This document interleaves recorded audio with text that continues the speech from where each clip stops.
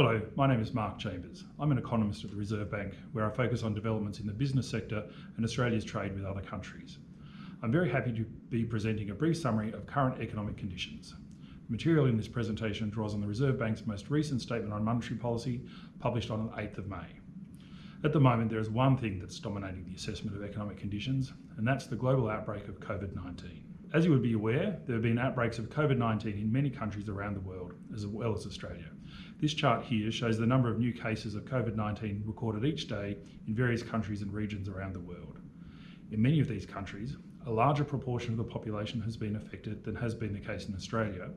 And while in some countries the spread has been slowing over the past month, in other countries there has been little change in new cases, and in some countries it is still spreading fairly quickly. Given how widespread this outbreak has been, there will be a large effect on the global economy. As well as the impacts on people directly affected by the disease, the restrictions on activity that many countries have put in place are having a large effect on households, businesses, and international trade. This chart shows the number of new cases of COVID-19 recorded across Australia each day. As is very clear, the pace of new cases was increasing very rapidly over the course of March, and you'll be aware that this saw federal and state governments implement a range of social distancing measures by the end of March with the aim of slowing the spread of COVID-19. These restrictions included closing off international travel and in some cases interstate borders, moving to remote school learning and working from home where possible, and banning large group gatherings such as sports events. Many firms closed or reduced hours over this period, either directly because of government restrictions or indirectly because they were just seeing less business from customers. So domestic economic activity has been very heavily affected by the restrictions, as well as people's own precautionary behaviour. So this chart here uses data that's been collected by Google and shows how much pedestrian traffic there has been in various types of locations across Australia, compared to the amount of traffic seen in the first few weeks of the year. You can see that there were big increases here in the amount of people visiting supermarkets and chemists over the course of March. On the other hand, visits to places like train stations and shopping centres and office buildings decreased a lot as people stayed at home more. But by mid-April, the declines had slowed and there's been a gradual pickup since then.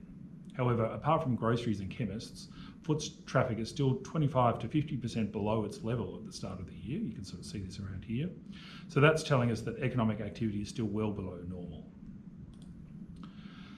This chart shows how retail spending in March 2020 had changed relative to March 2019 across various categories of shops.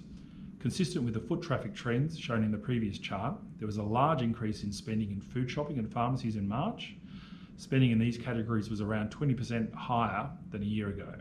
And there were also large increases in home improvements and in electrical goods as people look to work from home where possible. In contrast, we've seen a large decline on eating out at restaurants and cafes, down around 30% compared to last year. And there are also large declines in shopping for things like clothes and shoes. For businesses in these industries, there has been a very large reduction in their cash flow, as well as large increases in uncertainty. So unsurprisingly, a lot of firms have been holding off on spending on investment. More generally, the declines in activity have seen a lot of job losses across industries, but particularly hospitality and retail. So this is showing the decline in jobs across Australia. This shows the unemployment rate. This is this light blue line. That's the share of the workforce that is looking for work but's currently unemployed. And the underemployment rate, the purple line here, the share of the workforce that's still employed but is willing and able to work for more hours. So you can see in April there was a very sharp increase in the unemployment rate here, increasing to 6.2%, up from 5.2% in March. And this increase would actually have been even larger, except that some people who have lost their jobs are not currently actively looking for work in the current environment. For a lot of people who are still employed, there has been a decrease in the number of hours they are working, for example, due to businesses reducing operating hours or reducing the number of shifts available to staff.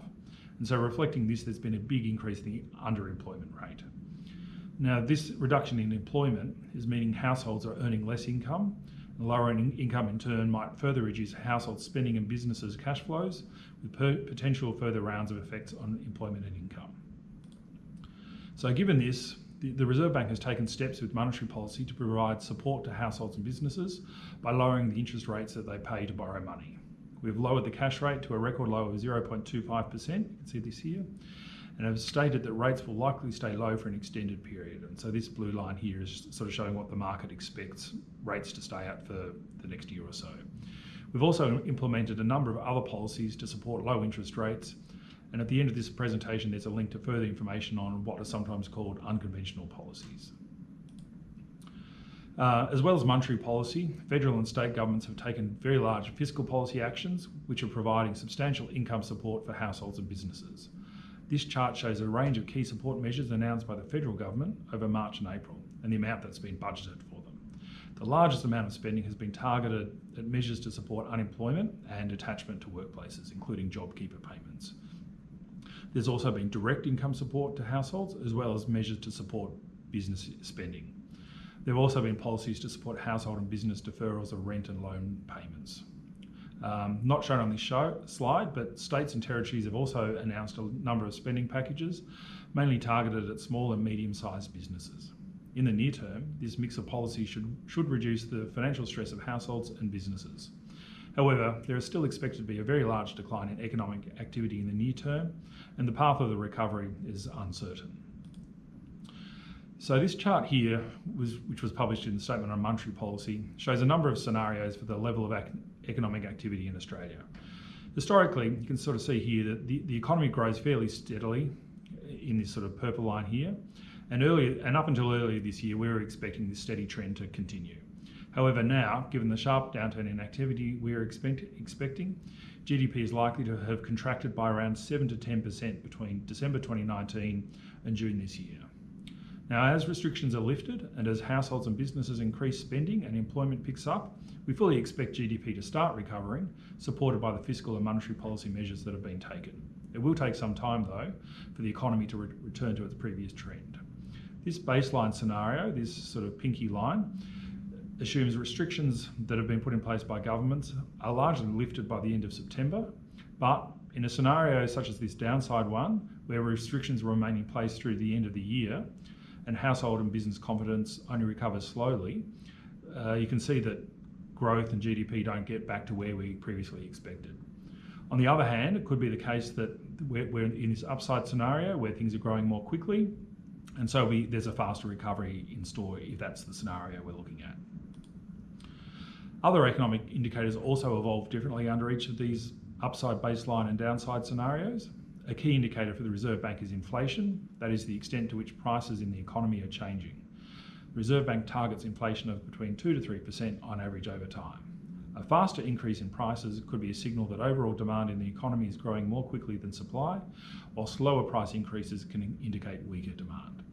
This chart shows a measure of underlying inflation and how this might change under each of the three scenarios outlined in the previous chart. So you can see the sharp contraction in economic activity is expected to see inflation decline in coming months, consistent with weaker demand in the economy. If the economy then only slowly recovers, such as in this downside scenario, we could see inflation stay very low at around 1%. But if the recovery is faster, that is if demand grows more strongly, we could see inflation picking up faster too. So a key focus for the Reserve Bank over coming months will be to understand where we are relative to these scenarios. In particular, although we fully expect to see a decline in the measures of economic activity over coming months, how big will this decline be? And when the economy starts recovering, which it will, is it a slow or fast recovery? Hopefully by the time we publish the next statement on monetary policy in August, the answers to these questions will be clearer. Anyway, I'll finish my presentation there. I hope this has been a useful overview of current economic conditions in Australia. Many thanks.